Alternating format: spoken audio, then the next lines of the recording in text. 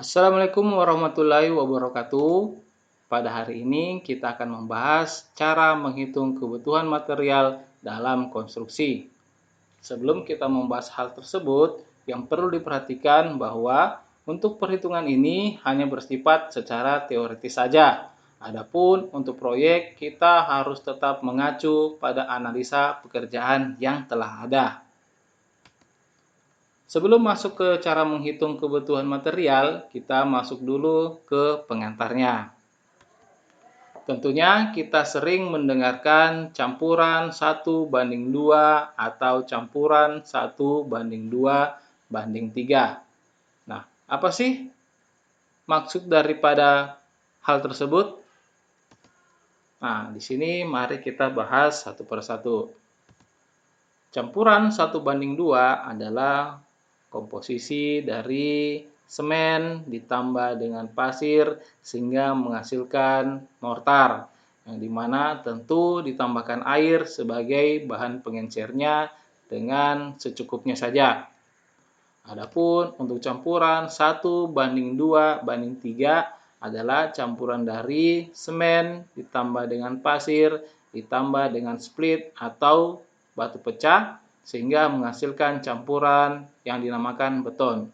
Ketika ditambahkan dengan tulangan ataupun besi dinamakan beton bertulang.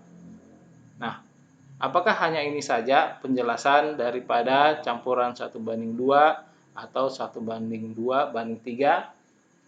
Apakah tidak ada penjelasan lain? Nah, mari coba kita lihat. Untuk 1 kubik mortar, semen mengisi 1/3 bagian, pasir mengisi 2/3 bagian, sehingga nilainya 3/3. Nah, untuk jadi 1 kubiknya, semen dan pasir mengisi dengan nilai-nilai tersebut. Nah, untuk beton, semen mengisi 1/6 bagian, pasir mengisi 2/6 bagian, dan split mengisi 3/6 bagian. Nah, ini adalah penjelasan lain tentang campuran 1:2 atau campuran 1:2:3. Nah, untuk selanjutnya mari kita lihat proses cara menghitung kebutuhan material secara teoritis.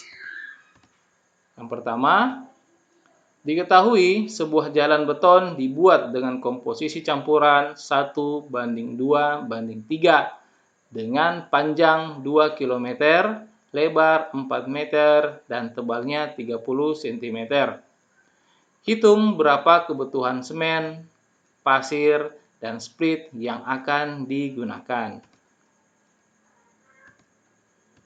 Nah, ini dia jawaban yang pertama untuk contoh soal yang pertama.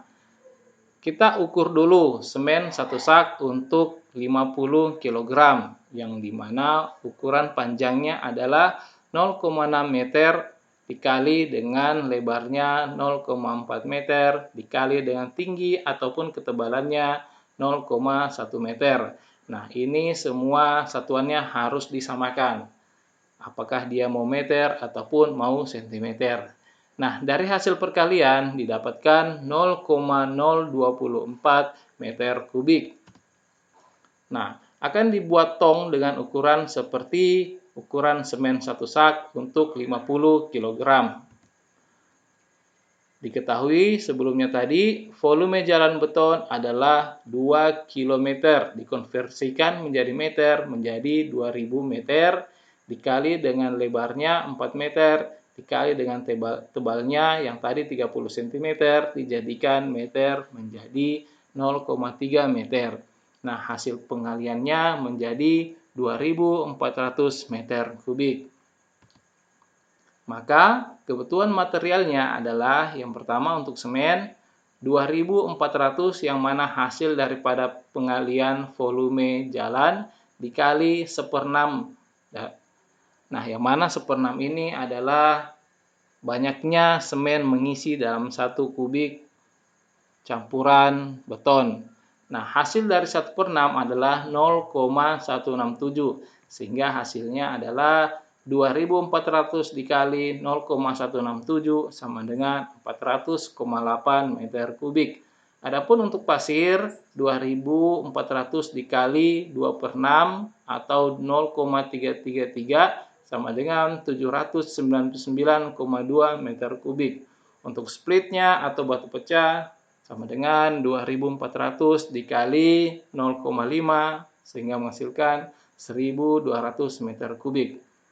Nah, adapun konversi semen dari kubik ke sak adalah 400,8 dibagi volume daripada ukuran semen 50 kg, yaitu 0,024, sehingga menghasilkan 16.700 sak.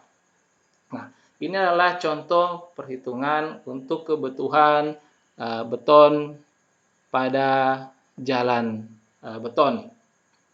Untuk selanjutnya, contoh kedua, akan dibuat sebuah rumah dengan salah satu luasan dindingnya panjangnya 6 meter dan tingginya 4 meter dengan menggunakan batu bata merah dengan volume batu batanya panjangnya 22 cm, lebarnya 11 cm, dan tebalnya 5 cm, serta menggunakan spesi sebesar 2 cm. Nah, berapa banyak batu bata merah yang akan digunakan apabila menggunakan pasangan setengah bata? Mari kita lihat slide yang selanjutnya. Diketahui luas dindingnya 6 meter dikali dengan 4 meter sama dengan 24 meter bujur sangkar. Adapun luasan batu bata merahnya panjangnya ditambahkan dengan spesinya dikali tinggi ditambah dengan spesinya, tinggi ataupun tebal. Nah, sehingga sama dengan 0,22 meter ditambah 0,02 meter dikali 0,05 meter ditambah dengan 0,02 meter sehingga menghasilkan 0,0168 meter bujur sangkar. Nah, langsung dibagikan saja hasil daripada luasan dinding dengan luasan batu bata. 24 dibagi 0,0168 sama dengan 1428,57 biji. Nah, ini adalah keperluan batu bata merah untuk pasangan setengah bata. Untuk pasangan satu bata yang digunakan adalah lebar daripada batu bata dan juga ketebalannya. Kalau untuk setengah bata yang digunakan adalah panjangnya dan juga tebalnya. Nah, untuk selanjutnya, contoh selanjutnya mari kita lihat slide berikutnya. Contoh ketiga. Sebuah rumah memiliki ruang tamu dengan ukuran panjangnya 6 meter dan lebarnya 5 meter. Berapa banyak tegel keramik yang dibutuhkan apabila menggunakan tegel dengan ukuran 40 x 40 cm? Jawabannya mari kita lihat di slide berikutnya. Diketahui luasan ruangan 6 meter dikali 5 meter sama dengan 30 meter bujur sangkar. Ukuran tegelnya 0,4 meter dikali 0,4 meter sama dengan 0,16 meter bujur sangkar. Nah, langsung dibagikan saja daripada luas ruangan dan juga luasan daripada tegelnya, yaitu 30 dibagi 0,16 sehingga menghasilkan 187,5 lembar. Nah, apabila kita ingin konversikan ke dalam dos dengan cara 187 bagi 7 per 7 yang dimana satu dosnya adalah 7 lembar sehingga menghasilkan 26,78 dos. Nah, untuk ukuran tegel itu banyak sekali, ada yang 20-20 untuk lantai kamar mandi, ada 20-30 untuk dinding kamar mandi, dan ada juga lantai ukuran 30 x 30 dan seterusnya. Untuk mencari berapa banyak penggunaan daripada keramik itu ataupun marmer ataupun granit, caranya seperti ini, langkah-langkahnya seperti ini. Nah, untuk contoh kita ini menghasilkan 26,78 dos. Nah, Akhirnya kita bisa mengetahui bagaimana cara menghitung material secara teoritis. Tentunya ada banyak sekali material-material yang digunakan untuk konstruksi yang bisa dihitung secara teoritis.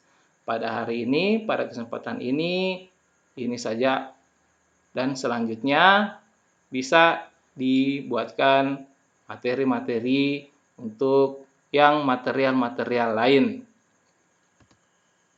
Dengan mengetahui hal-hal ini, tentunya kita sudah memiliki sedikit daripada bekal untuk pekerjaan. Tapi tentu saja ini belum cukup supaya kita bisa pede dalam masuk ke dunia pekerjaan.